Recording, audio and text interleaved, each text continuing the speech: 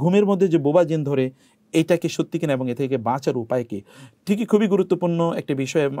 এই ব্যাপারে আমরা যদি বলি মেডিকেল সায়েন্সের ফাদার অফ মেডিকেল সায়েন্স ইবনে সিনা রাহিমাহুল্লাহ, তিনি তার কানুন আত-তয়্যিব এই গ্রন্থে তিনি এ ব্যাপারে আলোচনা করেছেন যে জাসুম অথবা কাবুস নামে এই রোগটাকে তিনি চিহ্নিত করেছেন। এটা জাসুম অথবা কাবুস নামে এটা এক ধরনের রোগ। এই রোগের দুটো দিক আছে। এর একটি দিক হচ্ছে যে মানুষ সত্যিকার অর্থে তিনি তার লাইফস্টাইলের কারণে অথবা তার বিভিন্ন সমস্যার কারণে ব্যক্তি কখনো কখনো ঘুমের মধ্যে এমন একটা প্রভাব তিনি ফেল করেন। আরেকটা হচ্ছে এটা জেনের আসর। তো দুটো দৃষ্টিভঙ্গি থেকে আমরা বিষয়টা বিচার করতে চাই। প্রথমত বিচার করতে চাই যে একদল লোক তারা এই যে ঘুমের মধ্যে, ধরুন আপনি যখন ঘুমিয়ে আছেন হঠাৎ করে আপনি খুব প্রেশার ফিল করবেন, আপনি দম বন্ধ হয়ে যাচ্ছে, অথবা কোনো ভারী কোনো একটা জিনিস আপনাকে চেপে ধরছে, আপনার মনে হচ্ছে, অথবা আপনি আওয়াজ দিতে চাচ্ছেন, আপনি সাহায্য চেতে চাচ্ছেন, কিন্তু আপনি আপনার মুখ থেকে কোনো শব্দ বের হচ্ছে না, আপনি শরীরকে একটু নাড়াচাড়া করাতে চাচ্ছেন, আপনি নাড়াচাড়া করতে পারছেন না। এরকম অনুভূতি কিন্তু অনেকেরই হয় এবং ঘুমের মধ্যে বোবা জিন ধরে বলে আমাদের সমাজে এটি প্রচলিত। এই যে বোবা জিন ধরার বিষয়টি কি আসলেই সত্যি, নাকি এটি এক ধরনের মানসিক বৈকল্য, বা এটাকে যেমন এখন স্লিপিং প্যারালাইসিস বলে মেডিকেল সায়েন্সের একদল লোক এটাকে তারা বলতে চায়, বা এটাকে তারা সেই হিসেবে তারা ট্রিট করতে চায়? ব্যাপারটা কি এরকম কিনা?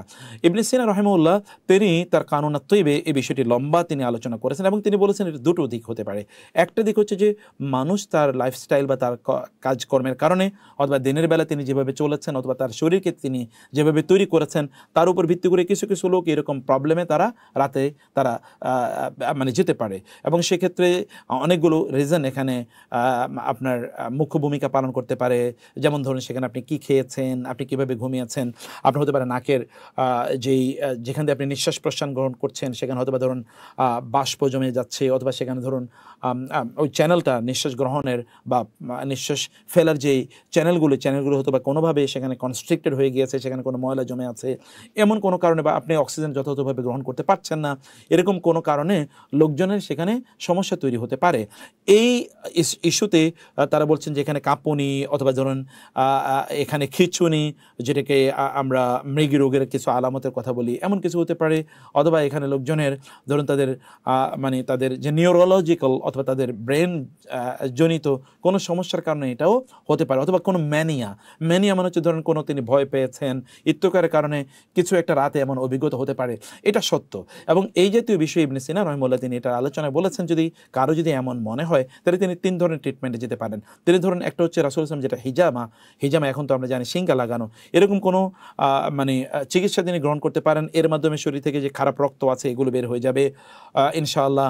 এবং তিনি তার অন্যান্য যে সকল শারীরিক যে সকল সমস্যা আছে এগুলো তার মাধ্যমে দূর হয়ে যাবে। সিঙ্গা তিনি গ্রহণ করতে পারেন, এটা একটা পদ্ধতি। তিনি বলছেন তার খাদ্যাভ্যাসকে তার পরিবর্তন করা দরকার, মানে তিনি আসলে খুব কম পরিমাণে খাবেন, অনেক বেশি পরিমাণে তিনি খাবেন না, রাতে তিনি একটু আর্লি খেয়ে ফেলবেন এবং আর্লি তিনি একটু ঘুমাতে চেষ্টা করবেন, এরকম 2 নম্বর পদ্ধতি।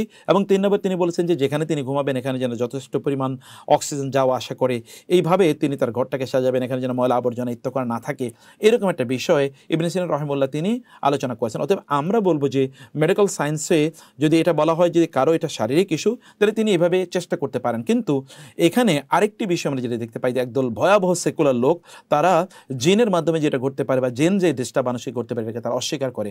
এটা দুটো কারণে, একটা হলো তারা জিনের অস্তিত্বকে তারা স্বীকার করে না। তো জিনের অস্তিত্বকে কেউ যদি অস্বীকার করে সে সাথে সাথে কাফের হয়ে যাবে, কারণ কোরআনে আল্লাহ সুবহানাহু ওয়া তাআলা জিনের কথা বলেছেন। এবং ইবলিস যে কানা মিনাল জিন্নি ফাফাসাকা আন আমরি রাব্বিহি কুল উহিয়া ইলাইয়া আন্নাহু ইসতামা'a নাফারুম মিনাল জিন্নাতি ওয়ান নাস শায়াতিনাল জিন্নি ওয়াল ইনসি, কোরআনে বারবার আল্লাহ তাআলা ইয়া মা'আশারাল জিন্নি ওয়াল ইনসি ওয়ালা ওমা খালাকতুল জিন্না ওয়াল ইনসা ইল্লা লিয়াবুদুন, কোরআনে জিনের কথা আল্লাহ তাআলা বারবার বলেছেন। জিন আলাদা একটা জাতি, তাদেরকে আল্লাহ তাআলা সৃষ্টি করেছেন মানুষের আগে এবং এই পৃথিবীতে তারা ছিল, এই কথা কোরআনে হাদিসে অসংখ্য জায়গায় আছে। ফলে কেউ যদি জিনের অস্তিত্বকে অস্বীকার করে তাইলে এই সকল ব্যক্তিরা এই সকল ব্যক্তিরা তারা কি হবে, জিনের অস্তিত্বকে অস্বীকার করার কারণে এই সকল ব্যক্তিরা কাফের হয়ে যাবে, তবে জিনের অস্তিত্বকে আপনি অস্বীকার করতে পারবেন। এটা হলো 1 নম্বর বিষয়।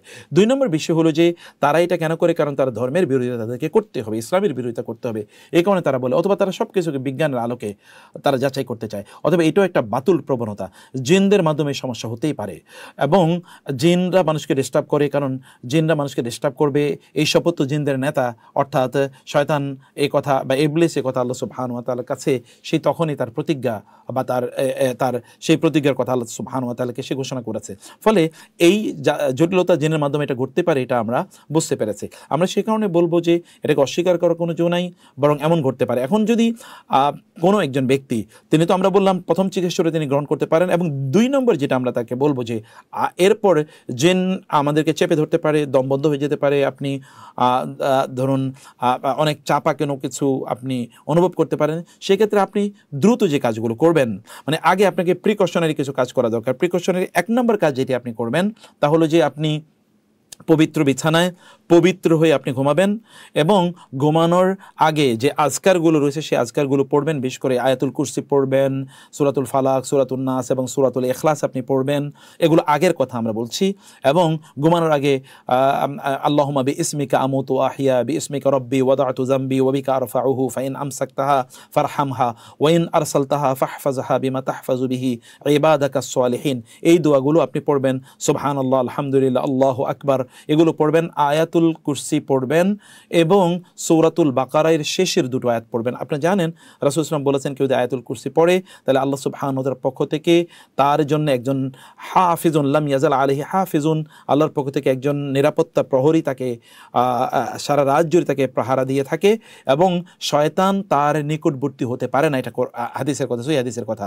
আবার সূরাতুল বাকারার শেষের 2 আয়াত পড়বেন, আমানার রাসূল বিমা উনজিলা ইলাইহি মির রাব্বিহি ওয়াল মুমিনুন, এর যদি আপনি পড়েন তাহলে রাসূল সাল্লাল্লাহু আলাইহি ওয়াসাল্লাম বলেছেন কাফাতাহু, অর্থাৎ শয়তান তাকে কোনো সমস্যা করতে পারবে না, আল্লাহ তাআলা তার জন্য যথেষ্ট হয়ে যাবেন এই 2টো আয়াতের কারণে। এটি কিন্তু আমরা সহিহ হাদিসে দেখতে পাই। তবে আপনি আমলগুলো করবেন, আপনি ডান কাত হয়ে এবং আপনি পবিত্র বিছানায় পবিত্র হয়ে আপনি ঘুমাবেন, এই বিষয়গুলো আপনি করবেন ইনশাআল্লাহ। দ্বিতীয়ত হচ্ছে, যদি আপনি রাতে ঘুমের বেলা যদি টের পান যে এমন কোনো কিছু হচ্ছে, তাহলে তখন আপনি কি করবেন? তখন আপনি লা ইলাহা ইল্লাল্লাহু ওয়াহদাহু লা শারীকা লাহু লা হাওলা ওয়ালা কুওয়াতা ইল্লা বিল্লাহ ইন্না লিল্লাহি ওয়া ইন্না ইলাইহি রাজিউন, অথবা সুবহানাল্লাহ, আল্লাহু আকবার, আলহামদুলিল্লাহ, আল্লাহু আকবার, অথবা ধরুন কোরআন একটু পড়া শুরু করে দিলেন, সূরাতুল ফাতিহা পড়া শুরু করে দিলেন, সূরাতুল ফাতিহা তো শাফিয়া, সূরাতুল শাফিয়া, অথবা আয়াতুল কুরসি পড়া শুরু করে দিলেন, অথবা আপনি ধরুন সূরাতুল ফালাক, সূরাতুন নাস, সূরাতুল ইখলাস, কুল ইয়া আইয়ুহাল কাফিরুন, এটি আপনি পড়া শুরু করে দিলেন, অথবা আপনি যে কোনো তাসবিহ তাহলিল পড়া শুরু করেন, আপনি দরুদ পড়া শুরু করে দিলেন। এগুলো যদি আপনি পড়তে পারেন তাহলে নিশ্চিত হন যে আপনি ইনশাআল্লাহ এই দুষ্ট জিন অর্থাৎ বা এই বোবা জিন এটা আপনার কাছ থেকে দূরে সরে যাবে ইনশাআল্লাহ। এবং আমরা জানি যে এটা পরীক্ষিত, কারণ আল্লাহ এবং আল্লাহ রাসূল এটি আমাদেরকে জানিয়ে দিয়েছেন, অতএব এতে আমরা ইনশাআল্লাহ পরিপূর্ণভাবে আমরা সুবিধা পাবো ইনশাআল্লাহ।